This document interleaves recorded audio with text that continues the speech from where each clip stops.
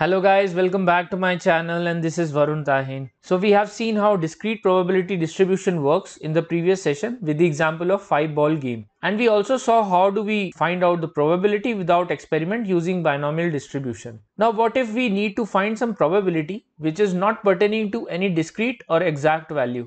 That is cases such as less than equal to and greater than equal to. Now let's say that the house wants to know the probability of less than and equals to 3 red balls. So when we say less than and equal to 3 red balls, it will be the probability of getting 0 red balls, 1, 2 and 3 red balls. So it will be a cumulative probability instead and not just the discrete. So when we add these values, we will get the cumulative probability which is 0.8704. So we can write the general formula for this cumulative probability distribution. So it will be f of x, which will be the probability of having x which is less than equals to x. Now the examples of this can be seen. Let's say that the x value is 1. So the probability of x less than equals to 1 will become probability of x is equals to 0 plus probability of x is equals to 1. Similarly, for x is equals to 2, we can write probability of x less than equals to 2,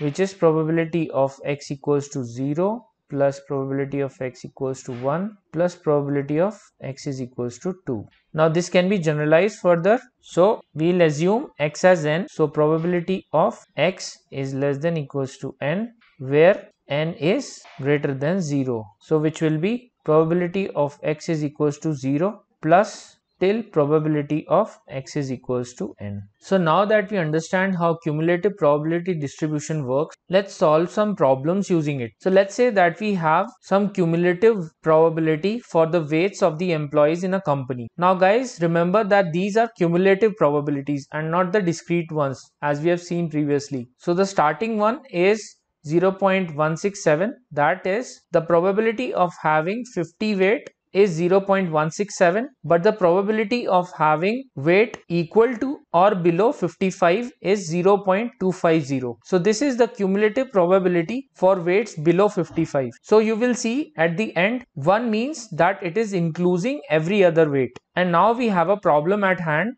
where we have to find the probability of weight between 60 and 65. So here what we assume is x is equals to weight of an employee and we have to find the probability of weight between the 60 and 65 range, which can clearly mean that we are having probability of x is less than equals to 65 and we will minus this probability which is x is less than equals to 60. So what we are doing is we have to find the weights which are between 60 and 65. So in order to find that, we are first calculating the weights till 65 and then subtracting the weight till 60 to find out this range. Now from the table it is clearly visible that having weight 65 has a probability of 0.467 and for 60 it is 0.367. So we'll get a probability of 0.1 as our answer. So now that we have learned what continuous probability distribution means,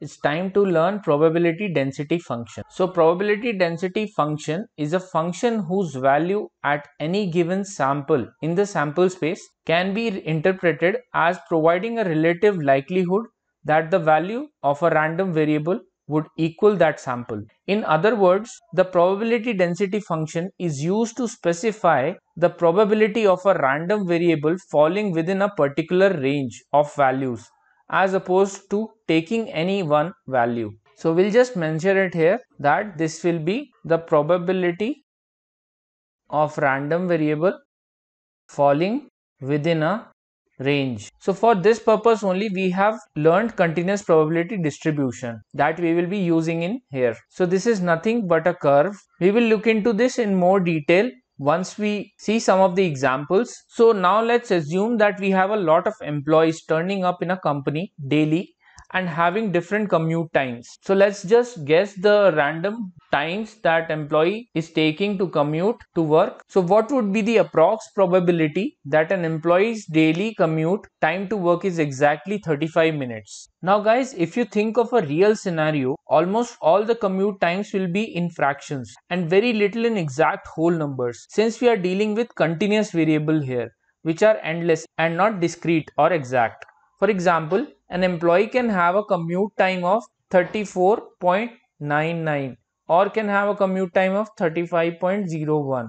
But here in this question, we are asking for a probability of getting 35 minutes as the commute time. So there will be at most 1 or 2 employees with the commute time of exact 35 minutes, because there are endless possibilities, and having commute time of 35 for 1 or 2 employees is almost negligible or close to 0. So the answer is 0. But if we note down the probabilities in terms of intervals instead, or ranges, it will be more feasible and of use than calculating for exact values. Now we will understand various curves with the help of the example that we have taken for commute time, where x is equals to commute time, and through the table we have drawn. So the left hand side table contains the ranges and we have converted that to cumulative probability. Now let's say from the given data we have to compute the cumulative probability for x is equals to 20. That is, probability of getting x is less than equals to 20. So these all values will be approximately 0 because the table is starting itself from 25 and this is the least probability available. Now based on these values we have drawn the cumulative distribution function for these continuous variable, and you will observe that for commute time 25 the probability is 0.15,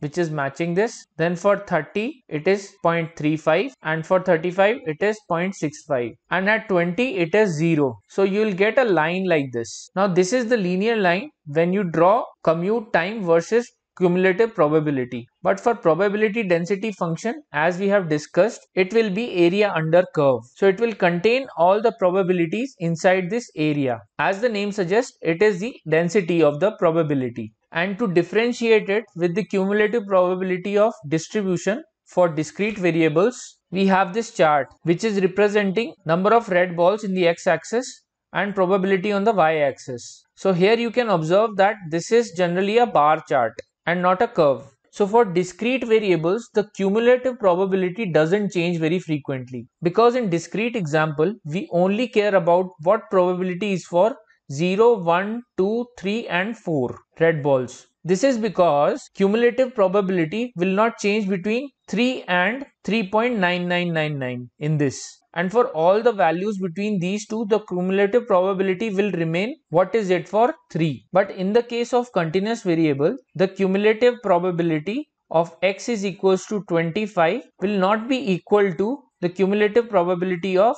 x is equals to 25.1. Hence a continuous curve will be observed and not a bar chart in this case. Now in the previous example, we have seen it demonstrated a non-uniform distribution. That is, in every point the probability is different. Now we can have some cases where the distribution is uniform for a continuous random variable. Hence, for a continuous random variable following the uniform distribution, the value of probability density is equal for all the possible values. Now you guys can see this example where the y-axis represents the probability density and the x-axis represents the random variable x. Now let's say that we have the area under the curve between 0.0 and 10, and as we have spoken earlier, for the uniform distribution the value of the probability density will be equal for all the possible values inside this curve. Hence we will find the formula for it. So as you can see that this is a rectangle, and let's recall the formula for area for a rectangle. It is base into height. Okay, so here this becomes the base and this becomes height. So I'll write here. So let's figure out this. What is the value of h in this case? So guys, we know that area in this case will be 1. How it is 1? Because it is the cumulative probability. So this is cumulative probability, which will be the sum of all the probabilities, which will be equal to 1 always. So this area of a rectangle is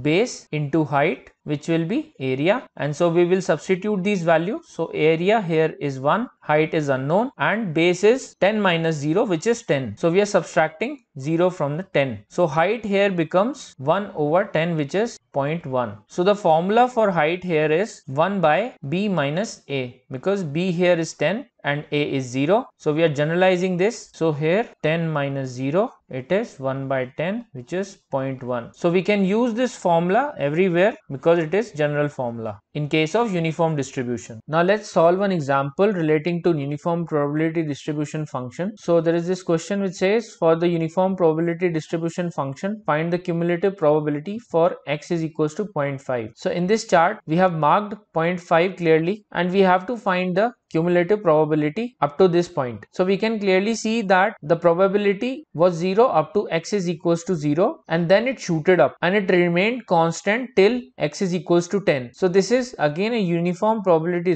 distribution example. So we will begin solving this question by determining h here. So h in this case also remains the same, guys, as h will be area, which is 1 divided by 10 minus 0. Okay, because here also we have 10 and 0, and we'll subtract this and we will get 0.1 as the answer. Now since we have h is equals to 0.1 and we have to find the cumulative probability for x is equals to 0.5, in short what we have to do is we have to find the area for this. Okay, so x is equals to 0.5 and thus area will become cumulative probability, which is 0.1 into 0.5, which will be 0.05. Now you guys might be having this question in mind on when to use the probability distribution function. So guys, probability distribution function is used for real life scenarios, and it is much easier to see patterns in PDF, and therefore this is used quite frequently. Now guys, to extend our knowledge on this topic, we will solve one more question. So the question has x as height of a bowler who took 5-wicket haul, and as you guys know that height is a continuous variable, so it can have the cumulative probability also. Now for height 175.3 centimeter, the cumulative probability is 0.3. Now according to you, which of the following statement is correct? Is probability x is less than 175.3 equals to 0.3, or probability x is less than equals to 175.3 centimeter is 0.3? Now guys, always remember, in such a problem we will always have to split the less than equal to sign to equal and less than equations. So let's do that. So probability of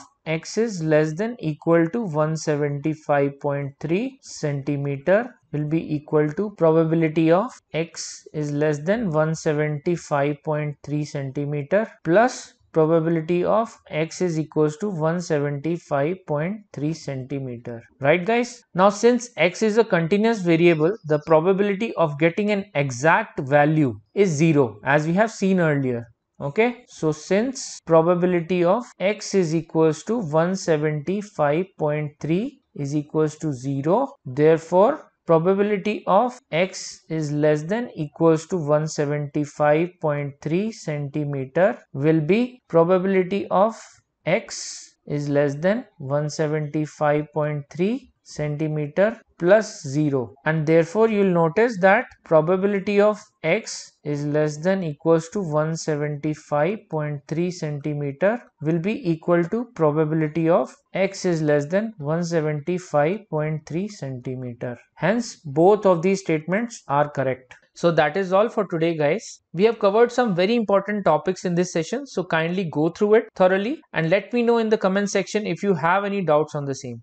In the next session, we will be covering standard normal distribution, or commonly known as Gaussian distribution, and see some rules associated with it along with the examples. Please subscribe my channel and don't forget to see all the previous videos if you don't want to miss important concepts, as these lays foundation to start with the machine learning. Also, please let me know in the comment section how you are finding the content. Any suggestions I can always incorporate in my next sessions. Also, thanks guys for supporting my channel wholeheartedly. I'm grateful to have you guys around and hence working hard to deliver the best content on data science. I will see you soon in the next session. Thanks, take care and happy learning.